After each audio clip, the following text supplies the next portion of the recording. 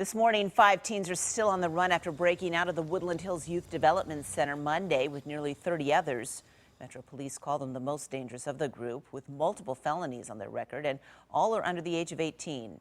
No one denies these kids have done some bad things, but a pastor from North Nashville who's worked with troubled youth for years says everyone should not only be concerned about these kids, but they should want to do something to help them and the situation. We can't point fingers at the staff at Woodland Hills.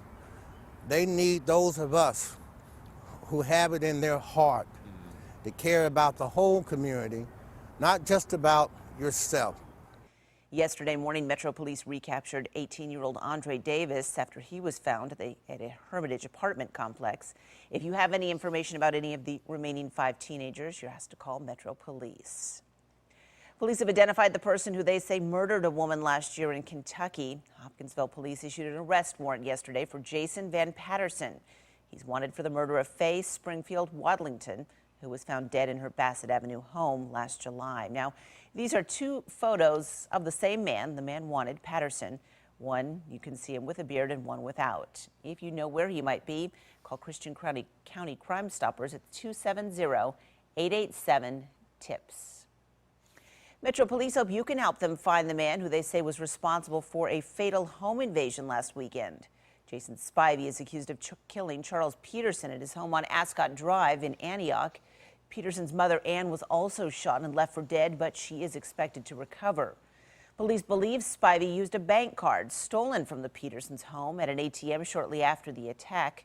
Spivey is also wanted by police for pistol whipping a MAPCO employee during a robbery on Murfreesboro Pike a few days earlier. Metro Police hope this surveillance video will help them identify the person who robbed a food truck Thursday night. Happened around 10 o'clock at the California Burrito truck that was parked along Antioch Pike. The robber took off in a dark-colored Toyota Camry, which was missing a front passenger hubcap. Call 74-CRIME if you recognize the robber. Metro Police made a big heroin bust after a 2-month-long investigation. Police say Joel Reed swallowed balloons filled with heroin after detectives moved in on a drug deal in the Nippers Corner area Thursday. He was taken to Southern Hills Medical Center where doctors were able to remove the balloons. 3 others were also arrested, accused of distributing heroin. Police say Efren Huerta Lopez and Roberto Duran ran their operation from a Brentwood extended stay motel along with Edwin Portalatin. During the bust, officers seized a pound of black tar heroin, more than $27,000 in cash, and 3 guns. Last night, the entertainment world stood up to cancer.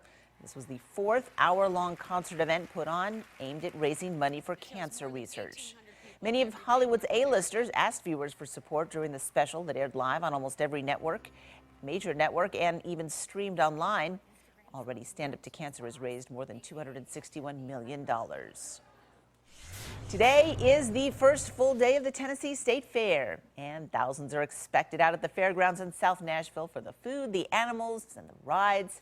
News Channel 5's Cuthbert Langley is out at the fairgrounds this morning, and of course, there's all the stuff that we've come to know and love and expect at the fair, but you found some new things will be there as well this year. Yeah, Jennifer, there are definitely some new additions coming to the fair this year. Organizers say they hope these new attractions, these new events that are going on, the great music, the great tours you can do really will drive more people coming in. Last year they had about 107,000 total attendees at the fair, and they're hoping for even more this year. Now, for a little preview of some of the rides here, I'm joined with Amy Gurton, who's with the communications director for the company with the fair. Can you kind of just tell us kind of what folks can expect when they come out here this year? Sure. We have just over 30 rides here, and what's great is that there's so many rides that parents can ride with the children, so there's something great for everyone, for the whole family. Bunch of kiddie rides. Right now we're in the little kids area with there's animals that you can pet, so there really is something for everyone, which is great.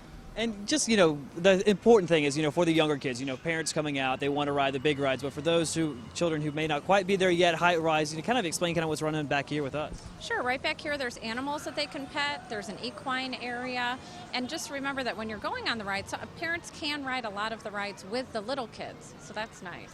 Great to know. And just in comparison, you do fairs all across the country. How exciting is the Tennessee State Fair in particular? This is actually one of my favorites. I love coming down here. Everyone's so nice. And what's nice about this area, too, is we're in the kiddie area, so some of the smaller rides are set away from the big thrill rides, so it's a little bit quieter for parents, which is nice. Great. Well, thank you so much for taking time. We really do appreciate it this morning. So, Jennifer, you heard it. There's really all kinds of excitement for any age out here, for the young kids up to the adults. The gates, they open at 10 o'clock this morning. And here's really all you need to know in terms of ticketing. Adults tickets are $8 a piece. Children are for ages 3 to 18, cost $6. And the unlimited fair ride wristbands cost $25. And the fair runs through September 14th. So there are plenty of days, plenty of chances to get out here to enjoy a little bit of the fun fair rides and the great fair food. That's what I'm looking forward to most. I don't know about you guys back at home. So Jennifer, we'll send it back to you. And we're live all morning with much more to come throughout the day. Jennifer?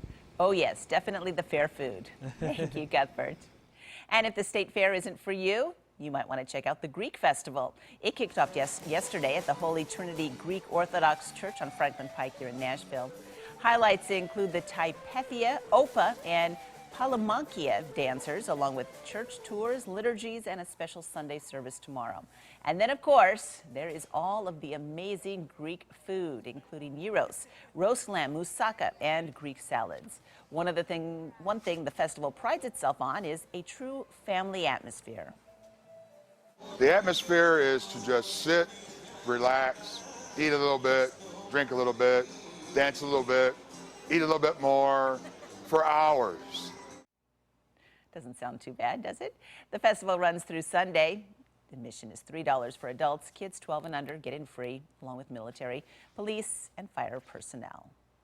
And today's the final day of Live on the Green special 3-day festival. Everything is free, and the Public Square Park opens at noon today for a full day of music with The Lone Below and Jake Bugg closing out the festival with concerts tonight.